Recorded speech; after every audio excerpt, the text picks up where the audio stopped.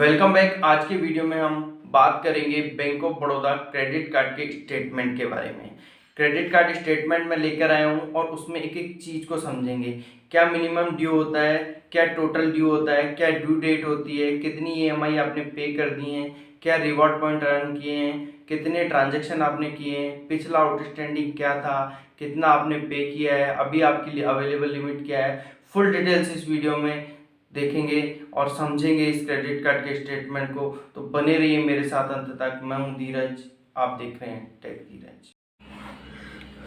ये है मेरे bank of Baroda credit card का स्टेटमेंट। इसको आज हम समझेंगे क्या क्या चीज़ इसमें इम्पोर्टेंट होती हैं, क्या क्या चीज़ आपको देखनी चाहिए, कैसे इसकी बिलिंग साइकिल होती है, क्या ड्यू डेट होती है, क्या मिनिमम अमाउंट ड्यू होता है, कितना आपको पेमेंट करना है, कितनी आपकी ईएमआई चल रही है, क्या क्या आपने पेमेंट इस क्रेडिट कार्ड से किया है। तो फुल डिटेल के साथ इसमें मैं बताऊंगा। तो पहले हम सबसे पहले चलते हैं ऊपर की तरफ। तो ये है क्रेडिट कार्ड का मेन पेज। यहाँ पर आपको आपका नाम, आपका मोबाइल नंबर और आपका एड्रेस यहाँ पर अवेलेबल होगा इस तरफ, जो कि आपके जहाँ पर आपको एक स्टेटमेंट डिलीवर्ड होगा या फिर आपकी मेल आईडी पे डिलीवर्ड होगा, वहाँ पर आपको ये सारी चीज़ें आपको देखने को मिल जाएंगी। अब चलते हैं हम कार्ड के दूसरी ओर। यहाँ पर देखेंगे तो आपको आपके कार्ड की डिटेल दिखाई देगी। यहाँ देखेंगे तो payment due date, minimum amount due और टोटल अमाउंट ड्यू। अब हम सबसे पहले समझ लेते हैं ड्यू डेट क्या होती है। ड्यू डेट वह डेट होती है जब क्रेडिट कार्ड के बिल का पेमेंट करना होता है, वो ड्यू डेट होती है। उसके बाद अब मैं समझा देता हूँ कि मिनिमम अमाउंट ड्यू क्या होता है। मिनिमम अमाउंट ड्यू वह अमाउंट होता है जिससे आप अपना सिविल स्कोर बचा सकते हैं और आप कैरी फॉरवर्ड कर सकते हैं आपके टोटल अमाउंट को। अगले जब अगला जब स्टेटमेंट बनेगा तो ये अमाउंट विद ब्याज के साथ आपको नेक्स्ट बिल में आपको मिल जाएगा। ठीक है, तो मिनिमम ड्यू आपको कभी पेमेंट नहीं करना है, हमेशा आपको टोटल अमाउंट ड्यू का पेमेंट करना है। कभी भी आपको मिनिमम अमाउंट का पे नहीं करना है, क्योंकि क्रेडिट कार्ड पर आपको जो चार्ज लगने वाला है, इंटरेस्ट लगने वाला है, बहुत ही हैवी रेट पे होता है।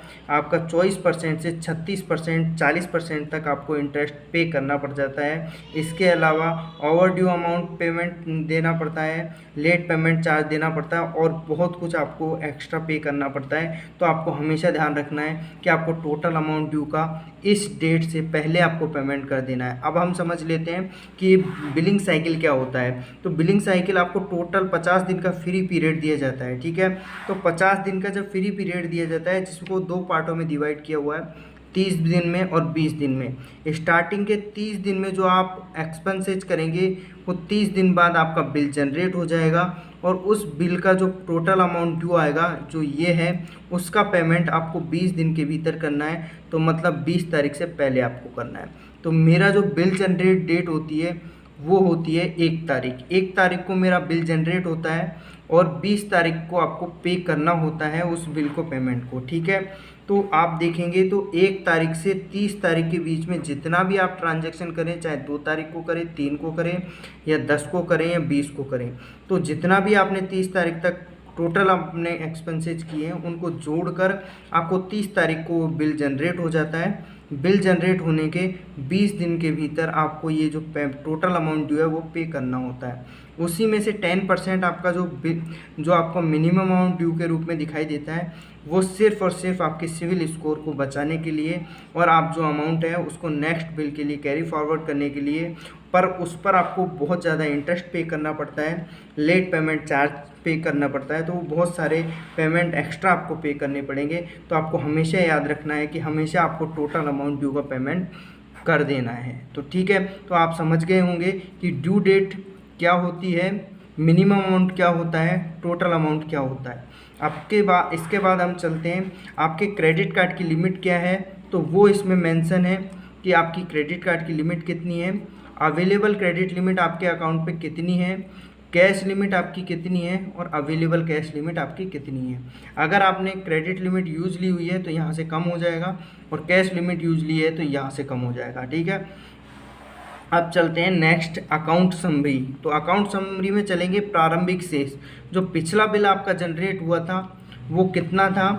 ठीक है, भुगतान आपने टोटल कितना किया है और नया परचेजिंग आपने कितनी है और अब आपका क्लोजिंग बैलेंस कितना बकाया है जिसका आपको पेमेंट करना है और आप किस तरीके से आपको इसको पे करना है, किस आईडी से आपने जो पेमेंट किया है वो इस आईडी से किया है, तो ये एडिशनल इसमें लिखा हुआ है। अब बात कर लेते हैं बोनस और रिवार्ड पॉइंटों की, ठीक है। तो यहाँ पर आपने प्रारंभिक शेष जो 89 रुपये का जो पहले आपने रिवार्ड पॉइंट अर्न किए थे और अब जो लास्ट बिल में आपने जो बिल रिवार्ड पॉइंट अर्न किए हैं वो 145 किए हैं, तो टोटल मिला के 224 रिवार्ड पॉइंट आपके अकाउंट में हैं जिनको आप रिडीम करा सकते हैं, ठीक है। तो इस तरीके से तो ये हो गया आपका रिवार्ड पॉइंट की समरी। अब इसके बाद हम समझते हैं यहाँ पर आप देखेंगे कि आपने अपने क्रेडिट कार्ड से क्या क्या पेमेंट किया है और क्या आपने पेमेंट इसमें जमा किया है। तो अगर आप किसी इसमें पेमेंट जमा करेंगे तो वो CR होगा, और अगर इस क्रेडिट कार्ड से अगर कुछ पेमेंट किसी चीज़ का करेंगे मर्चेंट या पर किसी भी चीज़ पर तो वो होगा आपका DR।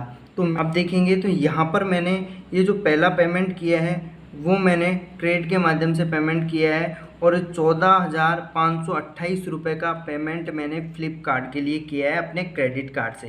तो ये मैंने DR किया है और ये मैंने CR किया है, और ये पुराना जो बिल था वो मैंने जमा किया है। ये मेरा पुराना बिल जब बना था जिसका मैंने पेमेंट किया है, उसके बाद मैंने फ्लिपकार्ट पर एक ट्रांजैक्शन किया है 14,528 का, और उसका पेमेंट भी मैंने बिल जनरेट होने से पहले ही कर दिया है 14,528।